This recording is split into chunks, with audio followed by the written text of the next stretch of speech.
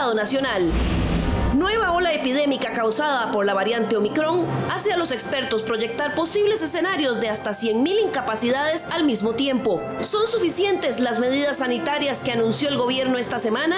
Pero eso me parece una gota de agua, un agua tibia. Pico más alto de contagios podría coincidir con las elecciones nacionales. El Tribunal Supremo de Elecciones asegura que con protocolos sanitarios garantizará el derecho al sufragio para todos. A las personas que hablan de que en esos 2 años el tribunal no se ha preparado y que debieron haberse adoptado medidas, habría que preguntarles qué medidas. Esto es Estado Nacional.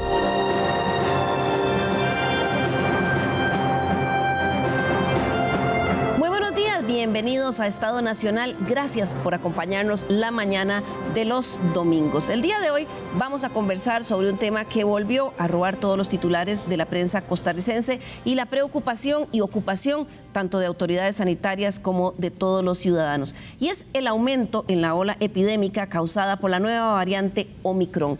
En este momento tenemos frente a nosotros cuál va a ser el impacto que esta nueva ola tendrá en cuanto a cantidad de hospitalizaciones, pero también en cuanto a incapacidades por temas de órdenes sanitarias de restricción.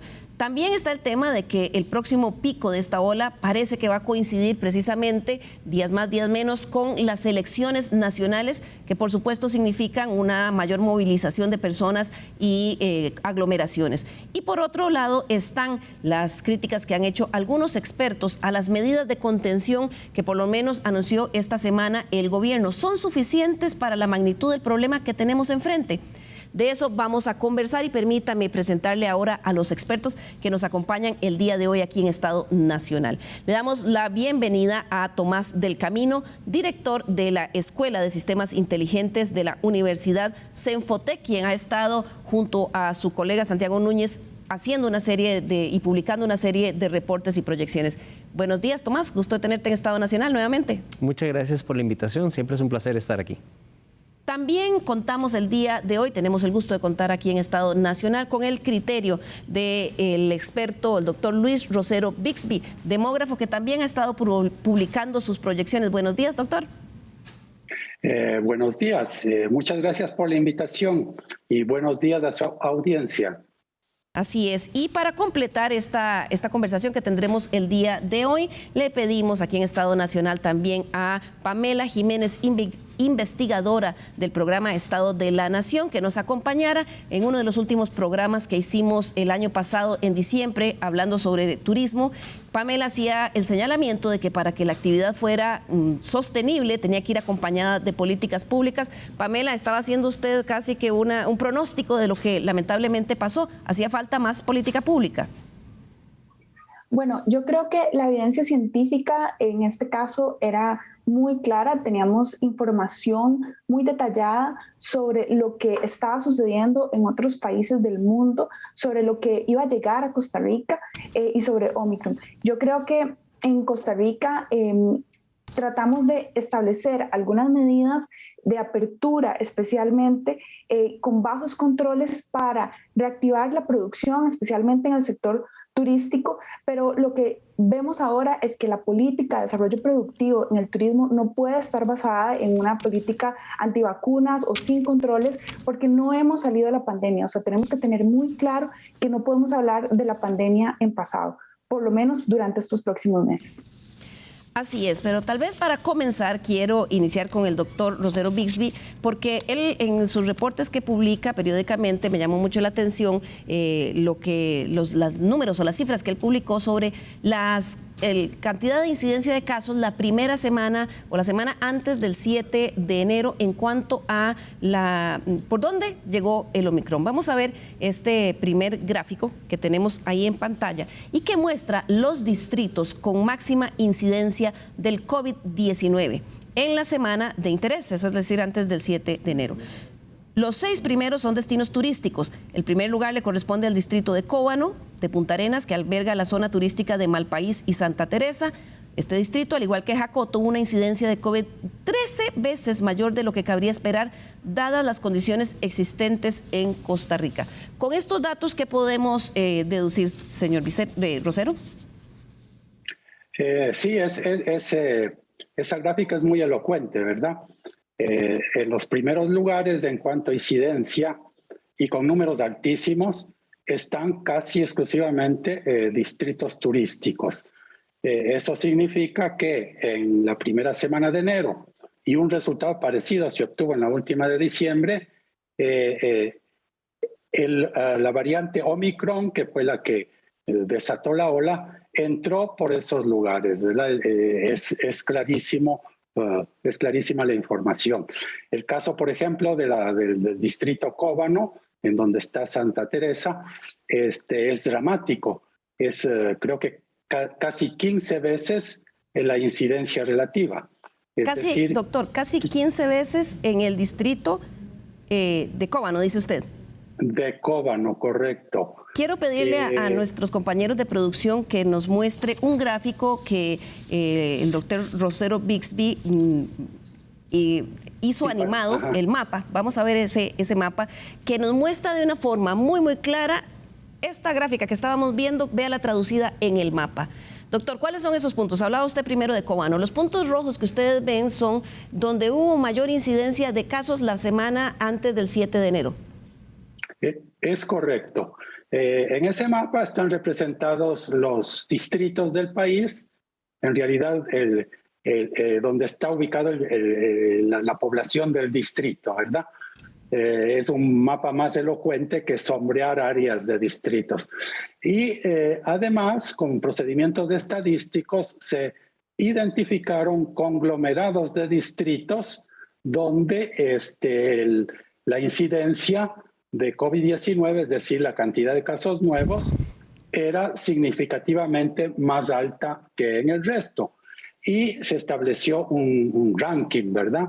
Y en el primer lugar quedó el conglomerado que llamamos Tamarindo, que está por ahí, por donde está la manito del gráfico, ¿verdad? Vamos a abrirlo incluye ahí. Varios distritos, pero nada más del distrito de Tamarindo, que usted acaba de encenderlo, ¿verdad? Con una población de, redondeando, 7,000 habitantes, tuvo en la semana previa 104 casos nuevos, cuando lo que era de esperarse, dada esa población, era que haya solamente 11 casos nuevos.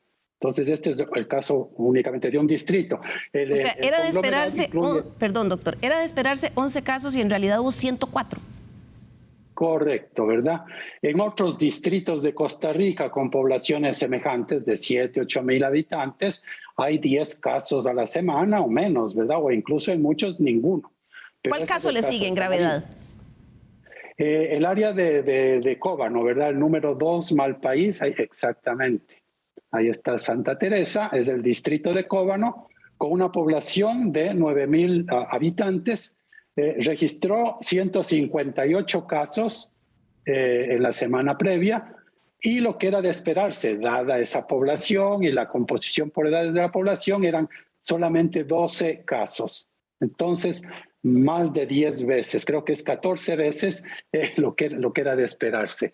Y así están identificados los distintos conglomerados en que la incidencia fue significativamente más alta. Y es muy claro que en la península de Nicoya, en Guanacaste, son áreas turísticas, ¿verdad? Eminentemente turísticas. La zona más al norte, donde está Playa del Coco, etcétera. Después está el área de Tamarindo, después Sámara, Nosara, Malpaís. Después está la zona de Punta Arenas Centro, que esa sí es diferente, ahí el problema es diferente. No sabemos hasta qué punto la llegada de cruceros haya influido. Después sigue Cóbano, que tiene Jacó, siguiendo la línea de la costa, ¿verdad? Jacó, usted puede hacerle clic allí, que tiene también, eso es Quepos, sí, donde está, es Manuel Antonio, sí. Eso era Manuel Antonio, y donde tiene ahora la manito es Jacó, ¿verdad? Que incluye Tárcoles y Jacó propiamente dicho, que está un poquito más abajo el punto, dentro del círculo, pero un poquito más abajo. Si le hace clic allí, va a salir los datos de Jacó. ¿Encontramos Jacó muy por cerca ahí? No. En el círculo, en el círculo donde estaba, en el círculo donde la estaba, parte de ahí abajo tiene, del círculo, es que ahí tiene varios el puntito distritos. rojo. Exactamente. Ahí está Jacó, ¿verdad? Tiene una población de 16.700 habitantes, tuvo 149 casos la semana previa y lo que cabía esperar era solamente 11 casos. Y así uno podría seguir, ¿verdad? Doctor, y ahí lo que nos lleva a pensar es, ¿esa mayor incidencia en los distritos turísticos se da porque todos los ticos nos fuimos ahí o tiene que ver también porque los turistas ingresan o terminan yendo ahí? Sí. Primero hay que notar que estos datos son por el lugar de residencia de las personas. Ahí no se cuentan los casos que se hayan dado entre turistas internacionales o turistas nacionales que quedarían registrados en el distrito de procedencia. Entonces, incluso estos datos subestiman la magnitud del problema en esos distritos, ¿verdad? O sea, son más bien números demasiado conservadores. Sí, porque hubo más contagios, pero están registrados en el lugar de donde provienen las personas, ¿verdad? Estos son exclusivamente gente que vive en el distrito y se contagiaron. ¿Y por qué se contagiaron? La conclusión obvia, la especulación obvia es porque llegaron turistas con el virus y en este caso con la variante Omicron, ¿verdad?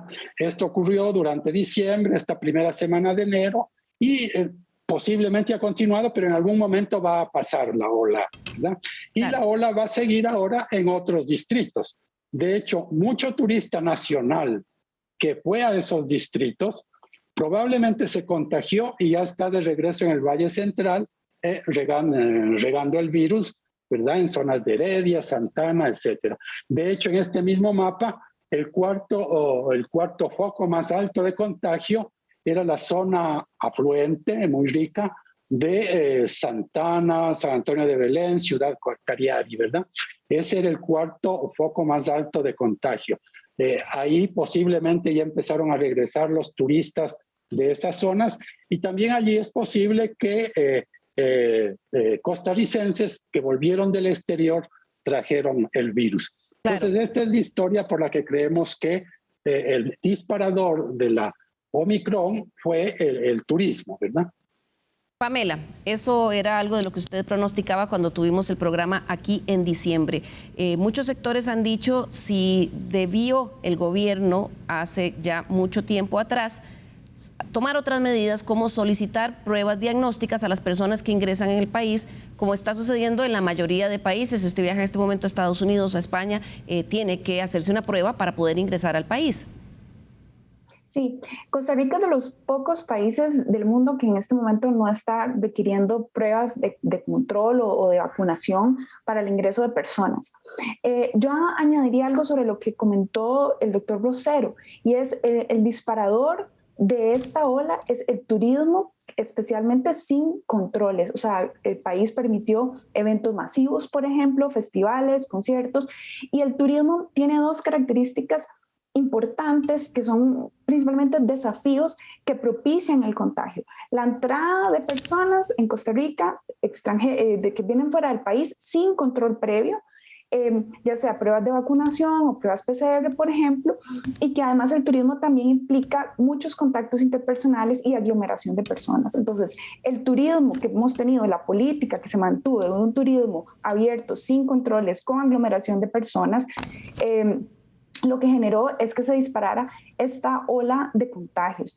Tenemos que tener claro en el contexto de que el turismo fue el sector económico más afectado por el primer golpe de la pandemia, el primer año de la pandemia, y cuando lo aproximamos, por ejemplo, en regiones específicas, como por ejemplo en la región de Guanacaste, donde hubo una contracción muy significativa en las patentes, o sea, muchos negocios, especialmente probablemente microempresas, empresas nacionales que tienen mayores dificultades de sobrevivir en el tiempo, tuvieron que cerrar sus operaciones. Entonces, estamos de acuerdo que el país le urge una política de activación del sector turístico, especialmente porque llega a regiones fuera del área central del país y para personas no necesariamente con calificación educativa muy elevada, sino que también ha sido un generador muy tradicional para personas de menor calificación educativa. Antes de la pandemia, el turismo representaba aproximadamente un 5% del PIB muy por encima de lo que se generaba, por ejemplo, del aporte de dispositivos médicos o del sector de banano. Entonces, es una actividad económica muy importante.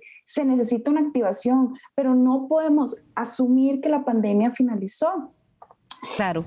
Y en este contexto sabemos que la ola de Omicron genera mayores desafíos.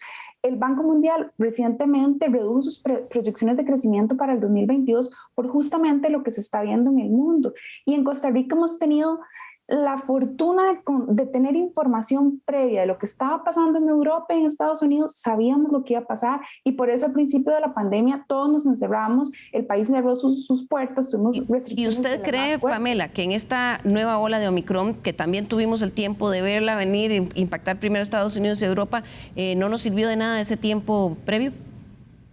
Es que si ponemos a ver, en realidad no hubo ningún cambio en las medidas de forma significativa, al contrario, más bien tuvimos una mayor apertura en los controles.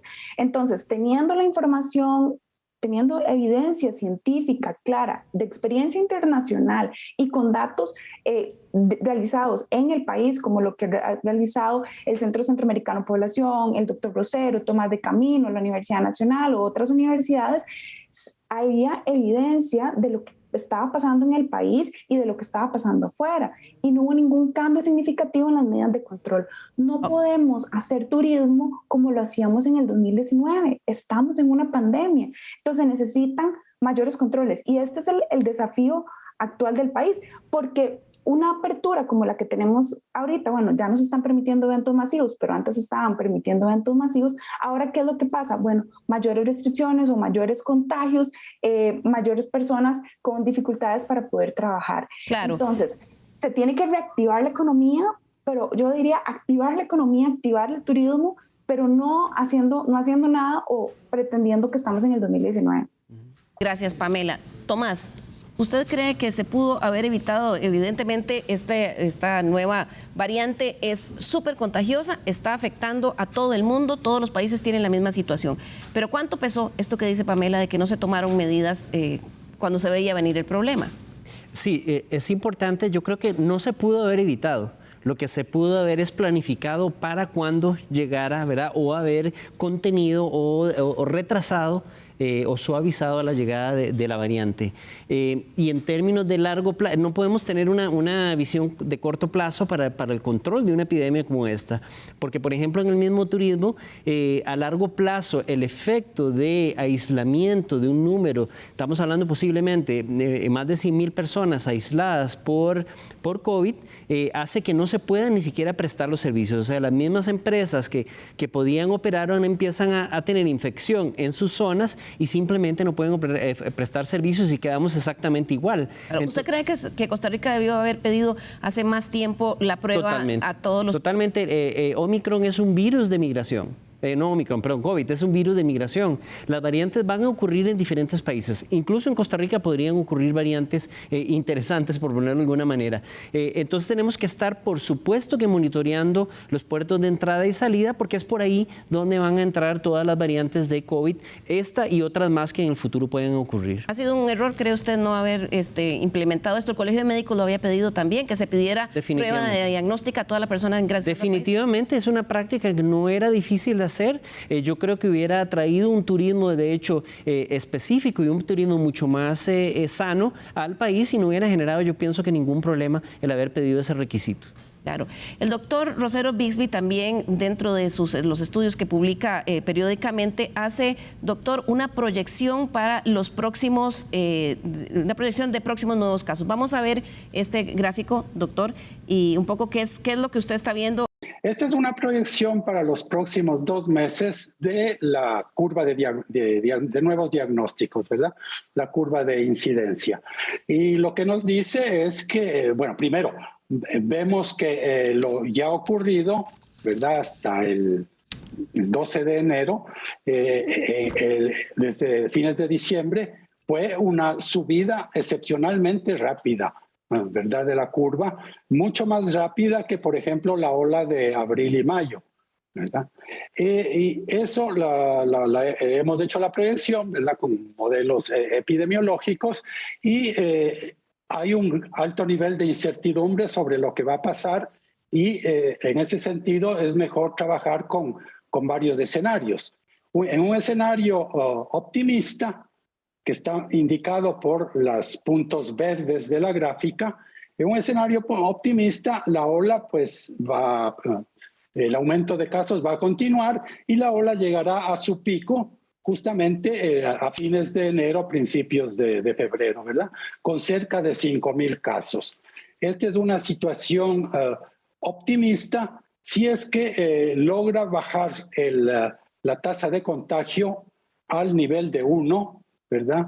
En las próximas 3 semanas. ¿Cuál es Es optimista, pero es neutro? Posible, puede ocurrir. Ok, ¿cuál es el neutro y cuál es el pesimista? Sí, el pesimista, la curva roja, ¿verdad? Nos habla de que podríamos llegar a 11,000 casos por día hacia mediados de febrero, ¿verdad?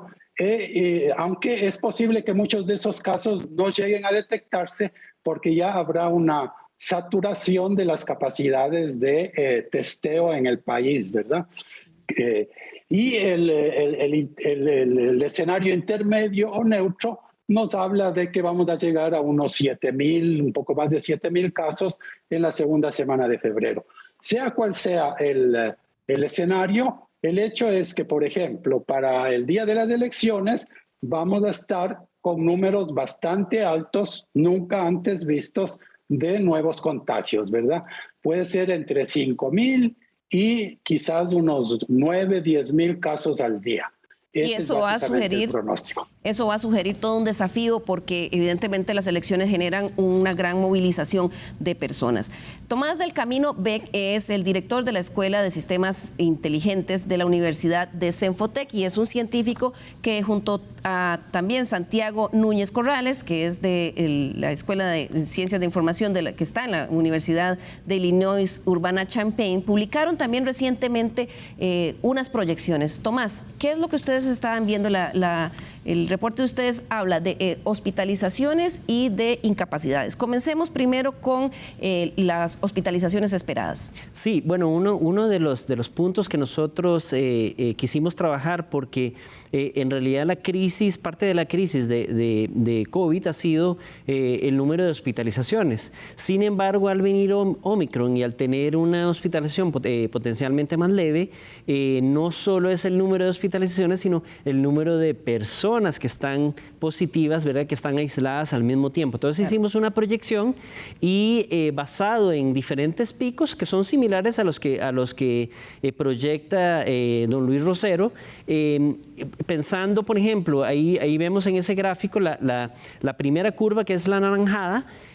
Si existiera un pico, digamos, de 6,000 casos, indiferentemente si ocurre en la primera, segunda o tercera semana de febrero, potencialmente podría generar solamente un pico de 345 personas hospitalizadas en el pico máximo de hospitalización. Ahí se ve la curva, ¿verdad? Eso quiere decir que hay un periodo de más o menos 43 días donde hay una ocupación que está a la mitad de ese máximo en ocupación hospitalaria, ¿verdad? Eso ocurriría si el pico es de 6,000 personas, 6,000 nuevos casos diarios, ¿verdad? ¿Qué pasa en un escenario posible de 10,000 casos diarios? Es 10,000 casos diarios, que es muy posible, ¿verdad? Es muy posible. Ocurriría una hospitalización, un pico de hospitalización de 579 personas, más o menos, ¿verdad? Un error, lo cual todavía no llegaría a los niveles que llegamos en las olas pasadas. Esto podría ser buenas noticias, entre comillas, ¿verdad? Porque buenas noticias porque no saturaría por lo menos lo que sería la hospitalización como tal. Y el peor caso, que también es muy posible, que serían un pico de 15,000 personas, nuevos casos, generaría lo más cercano a lo que podría ser una saturación, pero yo creo que todavía estaría dentro de un límite manejable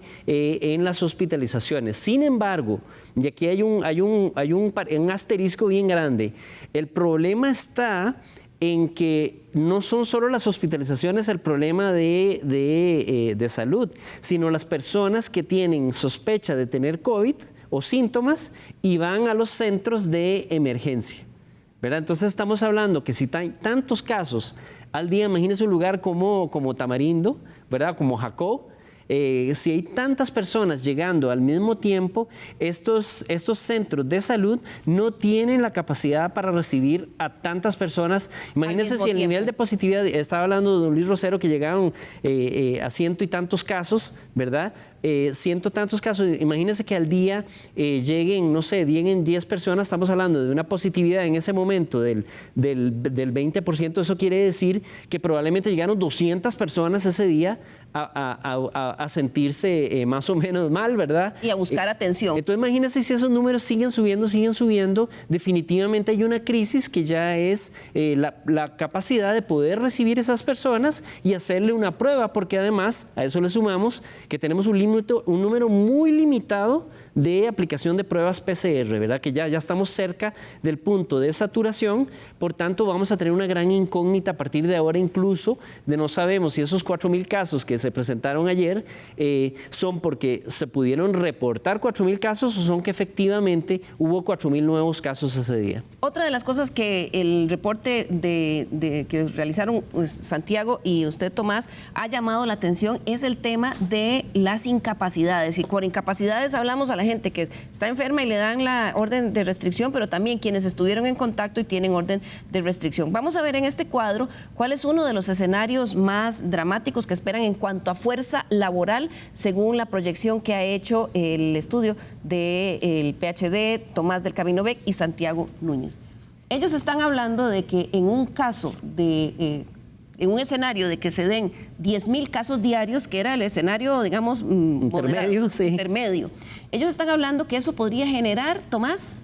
Correcto. Explíqueme esta cifra. Entre 90.000 y 100.000 personas, ¿verdad? Eso quiere decir que en un mismo instante de tiempo tendríamos 100.000 personas con orden sanitaria y con aislamiento. ¿Cuál es el impacto de eso? Porque mucha gente dice, bueno, pero si no va a generar tantas hospitalizaciones y solo es un catarro, como dicen algunos, o solo es como una gripe suave, ¿por qué este impacto en este momento es de los que más está desafiando, no solo aquí en el país, sino también a nivel internacional? Continuidad de servicios, negocios, ¿qué es lo que lleva? Precisamente porque es que es un número muy grande de personas al mismo tiempo, y ve que ese es el pico. Estamos hablando de una franja de tiempo donde siempre hay muchas personas que están en aislamiento, y eso quiere decir que estas personas en aislamiento no van a poder trabajar por un periodo determinado de tiempo, y no solo eso, sino que es muy probable que estas personas son pequeños clústeres, ¿verdad? Pequeños grupos de personas que están asociadas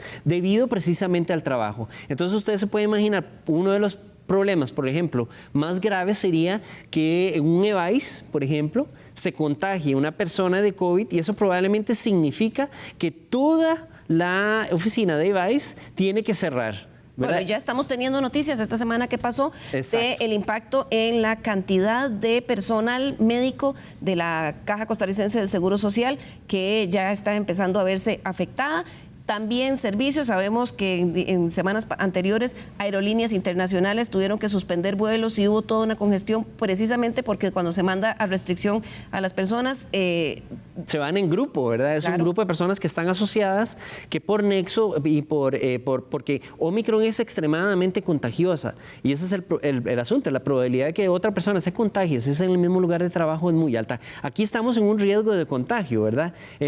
Y eso hace que se empiece a ver una disrupción de los servicios, ya no por hospitalizaciones, sino simplemente porque las personas se contagian y requieren un aislamiento debido a ese contagio, ¿verdad? Claro, que es cuando empezamos a ver empresas que de pronto están con 10 personas que se van para la casa, tal vez una enferma, pero vamos a hacer, antes de ir a los comerciales y cerrar este primer bloque, Tomás, a ver, otra de las proyecciones que están haciendo ustedes de posibles picos en esta publicación que hicieron ustedes en días recientes. Veamos esta gráfica. Sí, esta gráfica muestra, en realidad es muy similar a la proyección que hace el doctor Luis Rosero. Nosotros también nos basamos en modelos epidemiológicos y en el comportamiento de olas pasadas. Ahí se ven, incluso no se ven casi en la gráfica, pero se ven los datos reales, se ve el comportamiento real, y ponemos 6.000 y 10.000 casos como en un día de nuevos casos como referencia. Podría ocurrir algo entre medio de eso y le damos seguimiento a ver qué tan cerca cerca está los datos reales de esas proyecciones. Eso quiere decir que coincide parecido también entre la primera y segunda semana de febrero. Es posible que tengamos el pico de máximos casos. Aquí hay algo importante, que aunque ese pico varíe, las hospitalizaciones se seguirían manteniendo con los mismos números y el número de personas aisladas se seguiría manteniendo los mismos números. Es decir, que el pico ocurra unos días antes, una semana o 2 semanas después, no varía el efecto que va a tener, sino tal vez el momento donde pueda que sea más fuerte en términos de números de casos. Pero en términos del total de personas aisladas, estamos hablando de que ya en febrero definitivamente va a ser un punto crítico donde va a haber potencialmente muchas personas aisladas. Hay que tener claro también, hay un costo adicional aquí. No todas las personas aisladas son incapacitadas por la caja, pero sí una proporción de ellas son incapacitadas por la caja. Eso es un costo muy alto, ¿verdad? Eso es un costo, estamos hablando de que potencialmente solo esta ola epidémica tenga mayor número o igual número de personas incapacitadas que todas las olas anteriores, ¿verdad? Todas juntas, sí. Entonces puede ser un costo muy alto para la caja y eso puede ser un costo muy alto también para las empresas en términos de su fuerza laboral.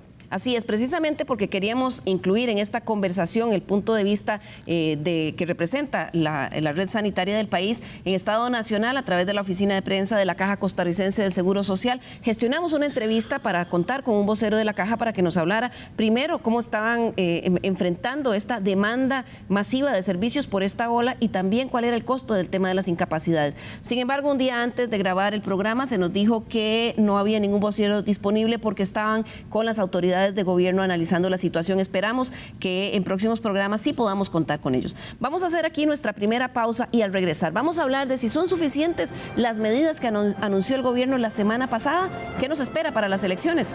Ya regresamos.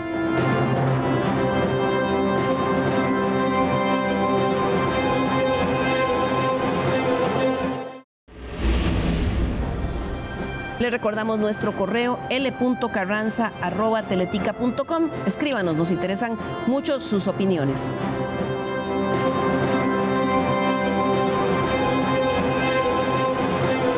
Bien, la semana que pasó, las autoridades de gobierno anunciaron algunas medidas para enfrentar el nuevo pico de casos ante la variante del Omicron. Básicamente fue aumentar 2 horas la restricción vehicular en la noche y suspender los eventos masivos. Sin embargo, expertos de diversas áreas han expresado su preocupación ante lo que consideran son medidas insuficientes tras el anuncio de esta semana. Esto, por ejemplo, es lo que le externó el epidemiólogo Ronald Evans esta semana a nuestro director de Telenoticias, Ignacio Santos. No puede darle largas al asunto y esperar porque pudiese ser muy tarde ya cuando quieran tomar medidas que sean realmente efectivas. Porque eso de las 2 horas, bueno, es bueno, yo no digo que sea malo, pero eso me parece una gota de agua, un agua tibia, pues una medida muy leve, ¿no? Doctor Luis Rosero, ¿usted considera que ante la contundencia y el tamaño del problema en que estamos, habrían otras medidas que se podrían haber tomado? ¿Fueron pocas estas de esta semana? Sí, bueno, las medidas que se tomaron no van a tener un efecto o un efecto importante, ¿verdad? Quizás el mayor valor de las medidas sea un valor simbólico que esté enviando un mensaje a la población diciéndole que estamos otra vez en problemas y que tenemos que cuidarnos. Yo ahí le veo ese valor. Ahora, ¿qué se puede hacer ante esta variante? Honestamente, no sé qué se puede hacer. Y en la misma situación están los países de Europa, está en Estados Unidos, ¿verdad?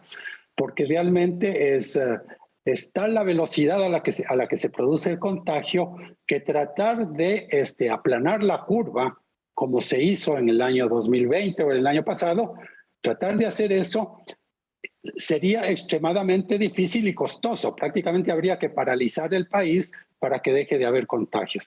Entonces, en esa situación, creo muy difícil el que se pueda hacer algo contundente. Pero, medidas de mitigación, por ejemplo, se puede lograr la colaboración voluntaria de las personas, ¿verdad? Mediante la educación, etcétera, para que si se sienten mal, si estuvieron en contacto con positivos, se autoconfinen. Esa es una situación. Otra es el test rápido casero, ¿verdad? Que se puede, e incluso el gobierno debería subsidiarlo, se puede traer aquí al país a un subsidiado a precio muy bajo para que las personas en sus casas se hagan esos test y de acuerdo a eso procedan. Claro, doctor. Este test sería muy importante, por ejemplo, para mantener abiertas las escuelas y saber cuándo es necesario cerrar alguna escuela, ¿verdad? Claro, sin embargo, el país tardó demasiado en aprobar las pruebas rápidas. Expertos también como Tomás del Camino y Santiago y muchos sectores hablaban de que había necesidad de permitir las pruebas rápidas. El ministro de Salud durante muchas semanas dijo que no. Ahora sí, pero ya hay casi escasez en el mundo. Quiero, con base a lo que decía el doctor Rosero, Tomás, ¿usted sí considera que habría otras medidas que se pudieron tomar esta semana, además de ampliar 2 horas la restricción vehicular y suspender los conciertos masivos? Sin embargo, los cines todavía esta semana siguieron, hay una serie de actividades que continuaron. Sí, claro, bueno, concuerdo en algunas cosas con el doctor Rosero. Definitivamente Omicron es muy contagioso y es difícil de contener. Entonces, el tipo de medidas que hay que aplicar cambia. Pero ya no estamos preocupados por las hospitalizaciones. La preocupación es otra, como lo mencionamos en la sección anterior. La aplicación de pruebas rápidas, autoaplicables, la relevancia que tiene es que tiene que distribuirse de forma muy amplia, subsidiadas en la población, para que la población realmente pueda autoaislarse en caso de que tenga sospecha de COVID. Por supuesto que depende de la persona si lo hace o no, pero eso es de todas maneras mejor que no ocurra, que no haya esa opción, porque estamos pensando que el costarricense no es una persona irresponsable. Todavía tenemos ese mito de que somos todos los y las costarricenses. Yo no soy costarricense, pero los y las costarricenses son personas irresponsables. No es así. Si se le da la opción de aplicarse pruebas, podría dar. Eso sí tiene que estar subsidiada porque son caras, ¿verdad? Fue un error no haberlas definitivamente. Esto tiene no solo eso, sino que lo segundo es que la capacidad de testeo con PCR es limitada. O sea, las pruebas rápidas, el mismo ministerio de ahora tendría que utilizarlas como una forma de testear a personas con COVID. O sea, es una misma herramienta que el mismo ministerio necesitaría utilizar en este momento, porque se pueden, primero, no necesitan personal especializado para ser aplicado, y segundo, se pueden aplicar en grandes cantidades. Lo otro que mencionaba el doctor Rosero, que me parece muy valioso, es el control de escuelas y colegios. Las escuelas y colegios son casi una muestra de la población costarricense, por tanto el monitoreo con pruebas rápidas en escuelas de colegio podría anticipar muchas olas, posibles brotes, y podría ayudar a focalizar las estrategias y medidas. La restricción vehicular hay que desecharla de plano, porque ya desde el año pasado, desde por ahí de mediados del año pasado, la efectividad y la eficiencia, diría yo mejor, que es el costo de aplicarla con el beneficio que tiene, se vino al Para piso. ustedes en este momento nula. No. Usted mencionaba ahora el tema de las pruebas rápidas en escuelas. Veamos lo que esta semana anunció el gobierno de los Estados Unidos precisamente en este sentido. Ante esta inminencia de la contagiosidad de esta variante Omicron, esto fue lo que anunciaron las autoridades de salud del gobierno de Estados Unidos con respecto a pruebas rápidas y escuelas. Hoy se tomaron medidas adicionales, incluyendo el envío de 5 millones de pruebas rápidas cada mes a todas las escuelas y 5 millones de pruebas de laboratorio. Estos 10 millones de pruebas les permiten a las escuelas doblar el volumen de la cantidad de pruebas que estaban realizando en noviembre. El presidente es consciente de que las escuelas deben permanecer abiertas y le hemos dado a los líderes locales y estatales los recursos necesarios para que permanezcan abiertas. Pamela, ese es un caso, evidentemente es un país con muchísimos más recursos, pero bueno, tenía las pruebas rápidas. Costa Rica decidió permitirlas hasta hace muy poco. ¿Qué más se podría haber hecho además de aumentar la restricción vehicular 2 horas y suspender eventos masivos? Sí, Liliana, yo creo que algo que hemos observado durante este lapso de la pandemia es que varias medidas para el control de la mitigación de los contagios, de que no ocurran de forma acelerada, es que en muchas ocasiones se toman las medidas cuando ya estamos con niveles muy elevados de contagios. Lo mismo ocurrió, por ejemplo, con el uso obligatorio de la mascarilla, que llegó bastante tarde respecto a cuando desde el inicio que se tenía la información. Esto está ocurriendo con las pruebas rápidas. Además, ya a esto se le suma la saturación de las capacidades hospitalarias y de los servicios públicos en salud para realizar la detección de los contagios. Claro. Pero además también creo que es muy importante considerar qué estamos dejando de hacer en los servicios públicos en salud por atender a personas contagiadas, enfermas, en hospitalizaciones y además atender a las personas que tienen síntomas, que se sienten mal y que llegan a Levice y a los hospitales. Estamos reduciendo nuestra capacidad para atender, por ejemplo, la detección temprana de cáncer, para atender cirugías o atender otros servicios de salud. Entonces yo creo que no solamente es un tema de restricciones o de control de contagio, sino que también estamos posiblemente generando un deterioro en la calidad de atención en salud de los muy buenos niveles de salud que tenía el país y que ha tenido el país durante los últimos años, pero que con esta falta de control en los contagios se saturan los sistemas y es cuando empezamos a ver que se cancelan cirugías. No podemos pensar en que somos una isla y que que vivimos en una burbuja y que no va a llegar la pandemia. La pandemia llegó y tenemos que vivir con la pandemia, pero lo que tenemos que hacer, y eso don Tomás lo mencionó muy bien, es lograr que los picos sean de lo más bajos posible y que esto permite que los servicios de salud puedan atender de la mejor manera y evitar la saturación en los servicios. Claro. Yo creo que la detección rápida es fundamental. El control de la entrada de personas también es muy importante para tener un turismo que no propicie los contagios y creo que además con la situación que vimos recientemente en Tamarindo o en Jacó y con festivales, creo que el país no está listo todavía en este contexto de pandemia para realizar ciertos eventos masivos porque esto es contraproducente para la actividad económica. Así es. Además, perdón, Pamela, para terminar, usted mencionaba, entonces, no han habido cambios, por lo menos no se anunciaron esta semana, cambios en la estrategia de testeo y tampoco se anunciaron que el país vaya a, por lo menos no hasta el jueves, al final del día, cuando grabamos este programa, se anunció que fueran a pedirse pruebas de diagnóstico para ingresar al país. Un elemento adicional, Tomás, que quiero que muy brevemente lo mencionemos. Tampoco se ha hecho anuncios o concientización sobre el uso de la mascarilla. Entiendo que el Centro de Control de Enfermedades de los Estados Unidos anunció esta semana cambio en el lineamiento. Es decir, las personas que están utilizando mascarilla de tela, según estos nuevos lineamientos, no están tan protegidos. Debió haber habido también ahí un cambio o una mayor educación. Si no podemos hacer mucho, por lo menos concientizar que la que hay, cuál es la mascarilla que hay que usar o que el gobierno la facilitara. Sí, claro, definitivamente. El uso de la mascarilla yo creo que se transformó en un vestible, yo creo que sí transformó la cultura costarricense y la gente viste la mascarilla, pero al vestirla perdemos la noción de por qué nos estamos poniendo la mascarilla.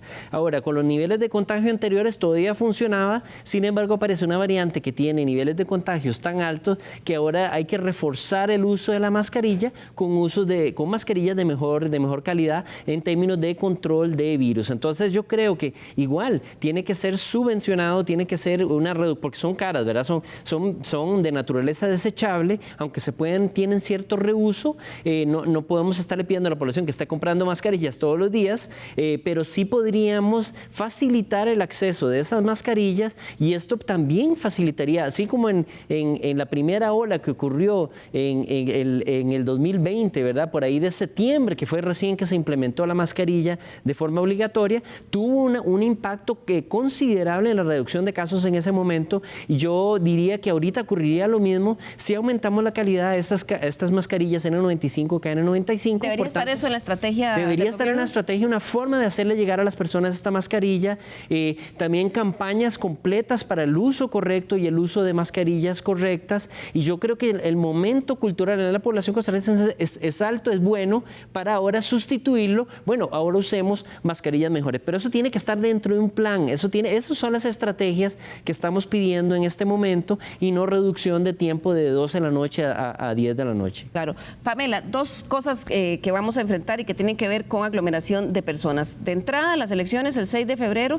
y está por otro lado el ingreso a clases con una variante tan contagiosa como esta, pero ante un desastre educativo como el que estamos. ¿Creen ustedes que hay un plan específico para volver a clases presenciales con medidas frente a Omicron u otras variantes? Bueno, en materia educativa, el estado de la educación lo ha retratado muy bien, un apagón educativo muy fuerte que ha afectado a una generación de estudiantes, especialmente en la educación pública. La educación pública no estaba lista para esta virtualidad que vivimos durante bastantes meses, y creo que es fundamental que se vuelvan a abrir las escuelas, que no se cierren, pero eso no puede estar de forma aislada, tiene que ir de la mano de políticas en salud y considerando la epidemiología. Entonces, creo que es muy importante que se mantenga la educación pública, pero con controles de testeo, con controles epidemiológicos. O sea, no podemos pensar simplemente abrir las escuelas, porque especialmente con esta nueva variante del COVID. ¿Deberíamos, Tomás, conocer o que el gobierno mostrara cuál va a ser la estrategia de testeo? Definitivamente. ¿Para entrar a clases? Tiene que haber un plan, que como lo dijo muy bien Pamela, necesitamos un plan donde es entrar tenemos que lidiar con COVID en este momento. Y lidiar con COVID no es prender y apagar switches para que puedan hacer esto, no pueden hacer esto otro. No, es un plan para, tenemos que continuar con la educación, tenemos que continuar con la economía, tenemos que continuar con la sociedad.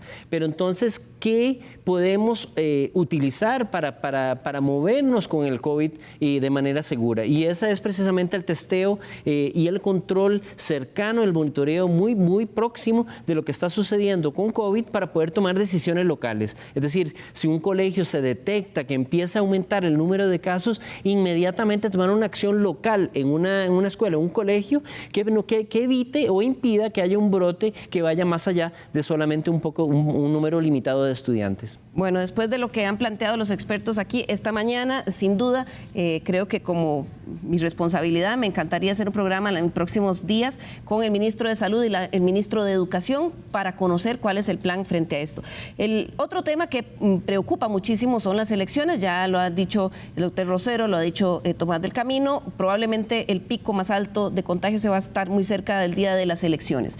Eso generó que esta semana también hubiese toda una serie de dudas e incertidumbres porque el Tribunal Supremo de Elecciones dice que se debe garantizar el derecho al voto del costarricense, pero hizo una recomendación de que quien tuviera restricción sanitaria, haciendo un llamado a la responsabilidad, que no saliera. Veamos qué fue lo que dijo el Tribunal Supremo de Elecciones.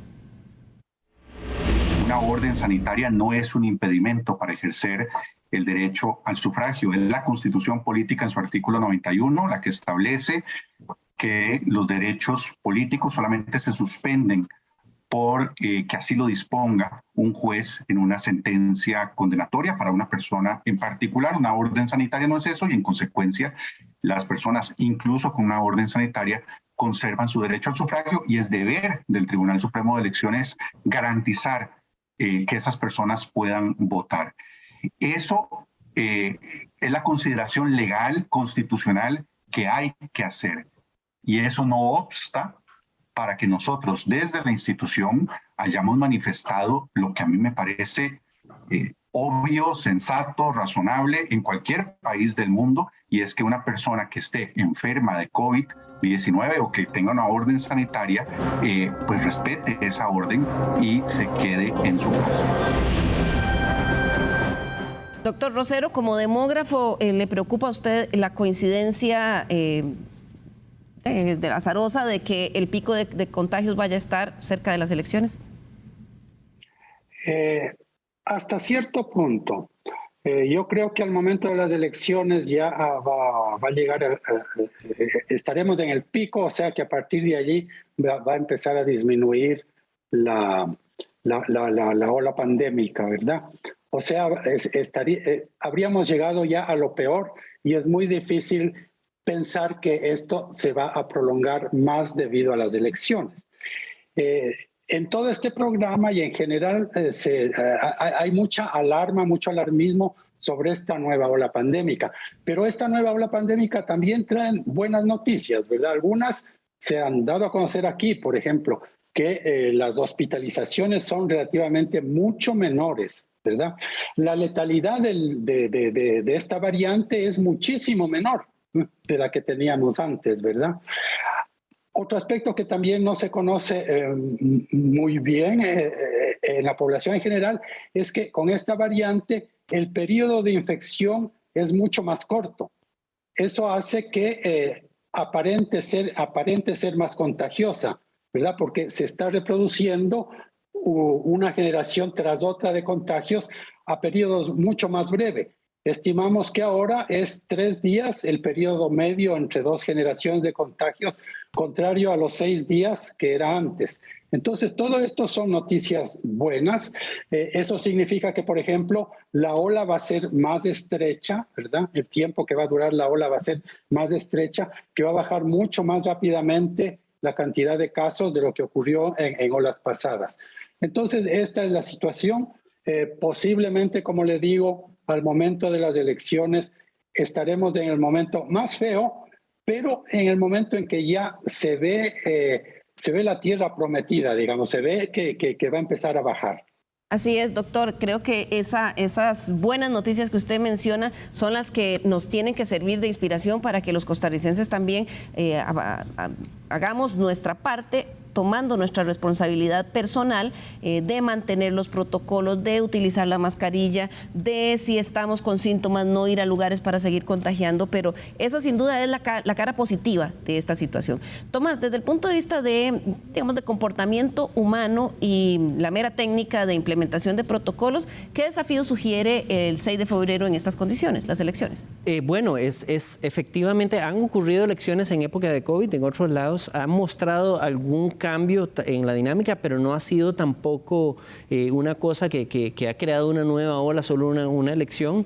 Yo estoy de acuerdo con el doctor Rosero, no es que va a de repente multiplicar la ola de alguna manera. Sin embargo, el hecho de que se ensanche tal vez un poquito, eso sí tiene impacto a la hora de la fuerza laboral y eso podría ser de preocupación, pero aquí lo más importante es lo siguiente, bueno, ¿qué pasa si las personas que van a estar en las mesas electorales se infectan de COVID y son estos y estas las que están aisladas? O sea, ¿cómo puedo yo garantizar la continuidad de aquí a un mes de que estén todas las personas que están voluntarias y van a trabajar en las mesas electorales, van a tener COVID o no van a tener COVID? Claro, ese es un desafío logístico. Ese es un desafío logístico importante. Por eso yo lo que digo es que el tribunal dice, bueno, es que estamos preparados. Bueno, no, es que no estamos preparados. Vamos a ver, usted lo menciona, vamos a ver qué fue lo que nos dijo el Tribunal Supremo de Elecciones. ¿Cómo están preparados? Desde el día 1 de la pandemia hemos estado atentos no solamente a cómo se ha votado en distintas partes del mundo, sino que además hemos estado trabajando los lineamientos de salud con las autoridades del Ministerio de Salud. Lo que pasa es que las posibilidades de lineamientos y de adecuación tienen un límite, y ese límite son las reglas constitucionales y la propia logística de un proceso electoral. Por ejemplo, hay personas que han manifestado establecer mesas particulares para que voten las personas contagiadas con COVID. Es que no hay un registro de personas contagiadas con COVID con la antelación con la que cierra un padrón electoral. Nosotros hemos puesto mesas de votación en cárceles, en hogares de ancianos, pero nunca hemos puesto una mesa de votación en el Calderón Guardia o en el Hospital México. Y no lo hemos hecho nunca porque la estancia en esos lugares es imprevisible.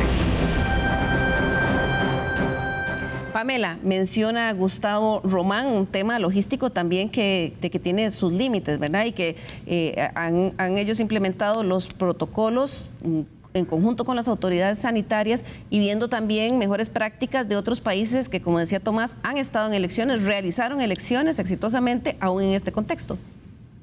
Sí, yo creo que es importante recordar que Costa Rica es una de las democracias más longevas y estables de América Latina. Sin embargo, recientemente en los últimos años ha enfrentado 2 crisis en materia democrática importantes. Primero, una crisis de representación. La mayoría, una gran parte de los costarricenses no se ve representado en las figuras políticas o en los partidos políticos, y eso dificulta, es un problema en el contexto de democracia del país. Y el otro es que el sistema político institucional no propicia mejoras significativas para la población en sus condiciones de vida y de trabajo. A estos 2 problemas en la democracia, de crisis de democracia en el país, se le suma un contexto de pandemia que puede dificultar. Yo creo que en esto es fundamental retomar algo que se comentó, es la comunicación sobre cómo salir en un contexto de pandemia, el uso de mascarilla, el lavado de manos. Yo creo que es muy importante retomar estos temas Pero además, recordar también que una fortaleza de Costa Rica importante es una fuerte cultura cívica del ejercicio del sufragio. O sea, típicamente la mayor parte de la población va a votar durante las elecciones, por lo menos eso hemos visto. Entonces, aunque la pandemia puede generar dificultades en los últimos años, se esperaría, si se mantiene el patrón de las últimas elecciones, que la mayor parte de la población efectivamente salga a votar. Lo que sí es importante es que tanto en materia de sistema político o de política económica, por ejemplo, en política económica ya no podemos pensar solamente que entre economistas se pueden tomar las decisiones, o sea, existen riesgos de otra índole y como así ya en otros países se consideran los riesgos de cambio climático, por ejemplo, para la producción, tenemos que considerar proyecciones epidemiológicas, factores de salud en la política económica y en este caso en el sistema político. Tomás, ¿qué otras medidas podríamos implementar los costarricenses ante esta situación? Ya vemos que seguimos esperando quizás algunas medidas más contundentes de parte del gobierno, pero como población.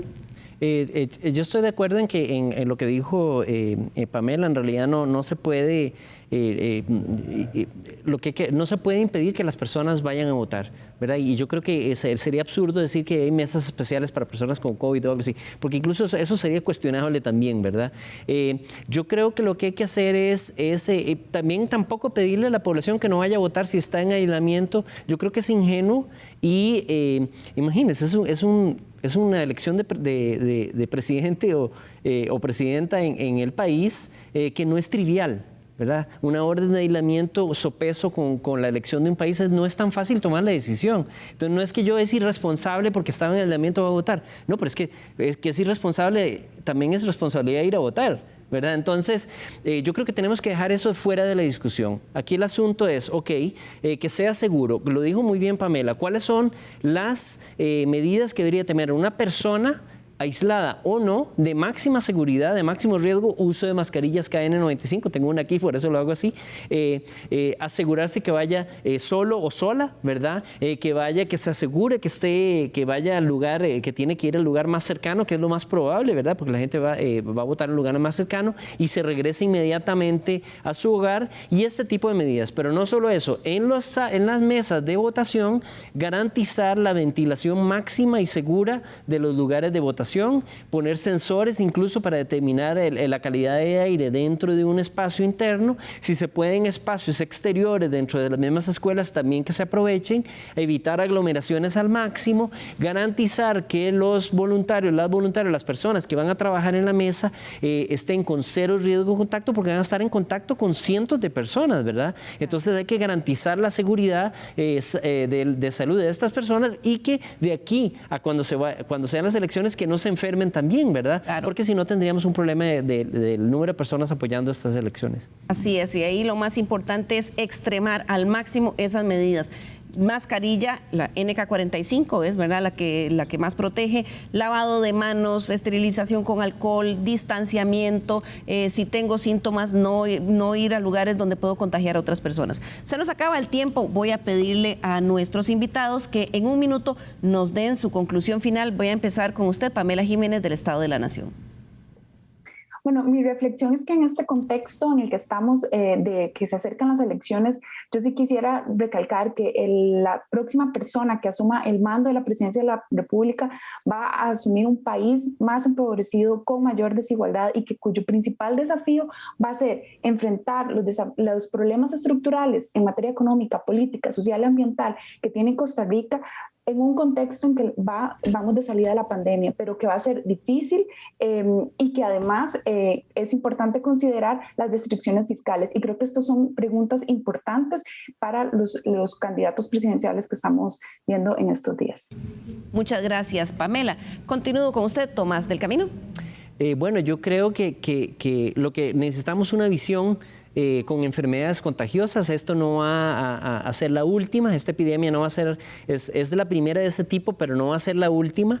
Necesitamos una visión de mediano y largo plazo para poder lidiar con este tipo de problemas que no nos afecte de la manera que nos ha afectado, y para eso poder tener comisiones ad hoc de personas de ciencia que puedan aportar en la generación de nuevas medidas y nuevas ideas para solucionar problemas de este tipo. Muchísimas gracias, don Tomás. Concluyo con usted, doctor Luis Rosero Bixby, que además es el portador y el que nos ha recordado la parte buena de todo esto malo que estamos viviendo. Doctor. Sí, bueno, retomando eso, me gustaría decir que estamos en una situación delicada, pero no catastrófica, ¿verdad? Relativamente estamos mejor que hace un año o hace 6 meses, aunque los números de contagio parezcan indicar lo contrario. Es ahora una variante mucho menos letal, con muchas menos hospitalizaciones. Y quizás lo más importante, la mutación del virus se está dando con unas variantes en la dirección correcta, ¿verdad? Como era de esperarse desde un punto de vista evolucionista, las variantes más exitosas, las que se están imponiendo, son las que se contagian más rápidamente, pero que no matan al huésped. Y eso es exactamente la Omicron. Si seguimos así, esta ola va a ser muy corta, quizás sea la última ola grande, el último estertor de la pandemia, y yo creo que ya hacia fines de este año vamos a ver la luz. Ojalá que sus palabras se hicieran realidad, señor Luis Rosero Bixby. Ante este panorama, que como él bien dice es preocupante pero no catastrófico, recuerde siempre que nuestras actitudes, la forma en cómo asumamos esta situación es vital para mantener nuestra salud, la de nuestras personas y la sociedad. Terminamos aquí el programa de hoy, les espero el próximo domingo a las 10 de la mañana aquí en Estado Nacional.